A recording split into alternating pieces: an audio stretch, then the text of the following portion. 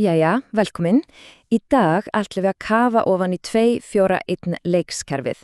Þetta er hugsað sem algjörlega hacknut yfirferð fyrir þjálfara, sérstaklega þá sem eru 11 ára krakka og við byggjum þetta allt saman á þroskahugmyndum frá UEFA. Ok, þessi tilvitnun hún hittir beint í mark, er það ekki?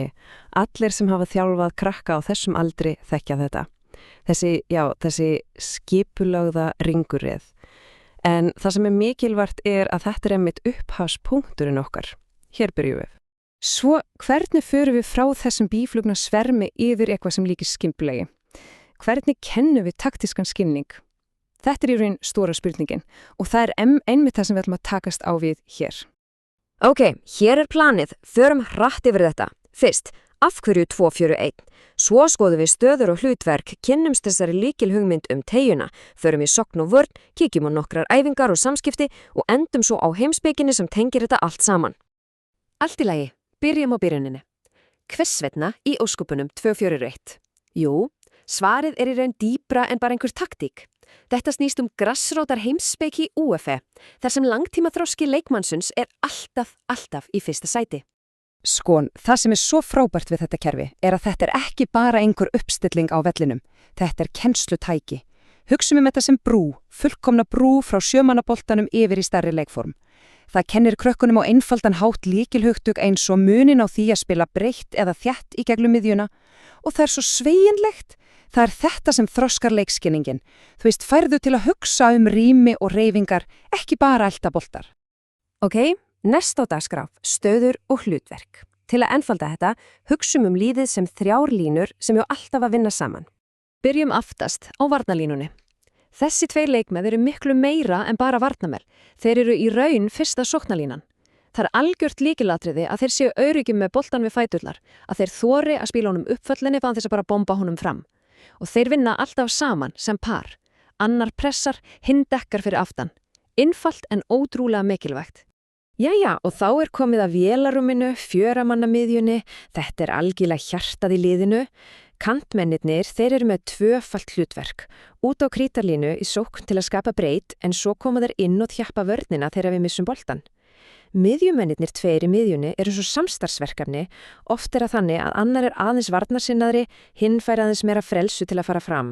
Og svo er það fremsti maðurinn. Hlutverk hans er svo oft misskilið. Þetta snýst ekki bara að skora mörk, alls ekki. Þessi leikmaður þarf að vera klókur, alltaf á hreyfingu. Eitt af allra mikilvægasta sem hann gerir er að halda boltanum, vera skotmark, svo að miðjan nái að fylgja með í sóknina.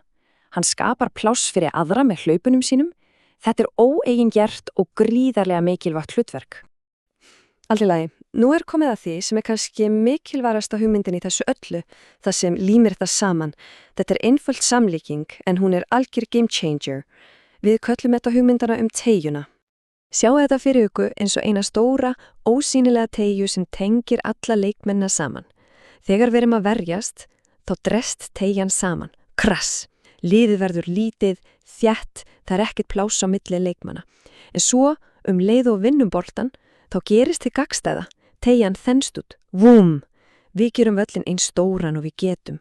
Þetta er kjarnin. Ok, höldum þessari teyjuhugmynd í hausnum. Hvernig lítur þetta svo út í praxis? Hvar eru lykilatriðin í sókn og vörn? Í sókninni erum við alltaf að leita að þríhyrningum. Þetta kerfi skapar þá náttúrulega alls staðar. Ef við erum í þríhyrningi eru alltaf 2 sendingamöguleikar. Svo er það breyt og dýfst. Kantmennir eiga að vera með krít á skónum og framherjinn á ógnasveiðinu fyrir aftan vörnina. Við erum stöðugt að reyna að búa til yfirtölu, sérstaklega út á köntum. Og munum, þetta byrjar allt aftast. Hvetjum markvörðin til að koma boltanum í leik á varnamennina. Í vörninni er það svo nákvæmlega augt. Teyjan dreig saman. Við viljum þjappa miðjunni, verja miðásinn og neyða andstæðingan út á kantana. Og þetta er mikilvægt. Leið og við missum boltan, þá eru fyrstu 3-5 sekundunar allt. Þá förum við í gangpressu, reynum að vinna hann strax tilbaka og alltaf sem heild. Allt liðið hlýðra sig saman yfir á þá hlið þar sem boltin er. Jæja, þetta er allt gott og blessað í teóríunni. En hvernig komum við þessu til skila á æfingavellinum? Nú förum við að hænýta, æfingar og samskipti.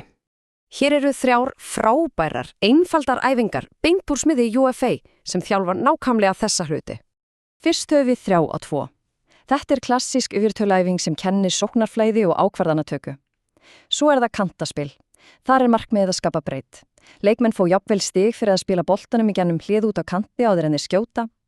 Og svo er þetta rondo, eða fimmkall. Algjör grunnur til að þjálfa að halda boltanum undir pressu í litlu rýmum. Og svo er það þetta, samskipti. Þetta er eiginlega leyni vopnið. Þetta er það sem breytir hóp af einstaklingum í lið, að kenna krökkum að tala saman á vellinum. Það er líklega ein mikilvægasta fjárfestingin sem þjálfari gerir. Og þetta þarf alls ekki að vera flókið. Byrjum á 3 einföldum köllum. Í fyrsta lagi, gull, sem þýðir einfallega ég er laus, gefa á mig. Í aðra lagi, maður í baki. Þetta er lífsnauðsynleg upplýsing, varuð, það er pressa að koma.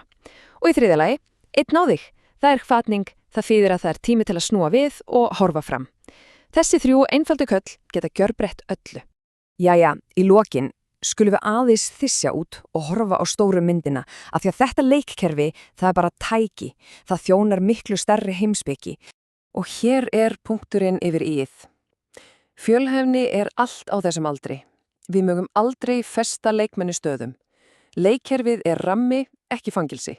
Leifum leikmennum að rótera, að prófa mismunandi hluti. Varnarmaðurinn á fá að spila frammi, framherjinn á miðjunni. Þannig búum við til klára fjölhæfa leikmenn fyrir framtíðina. Svo ég vil enda á þessari spurningu, hvers konar leikmann er við í raun og veru að þroska fyrir framtíðina? Þetta minnir okkur á að starfi snýst svo miklu meira en að vinna næsta leik á laugardaginn. Það snýst að þroska leikskilning, færni og ástríðu. Þannig búum við til betri fótboltamenn og kannski bara betri einstaklinga líka.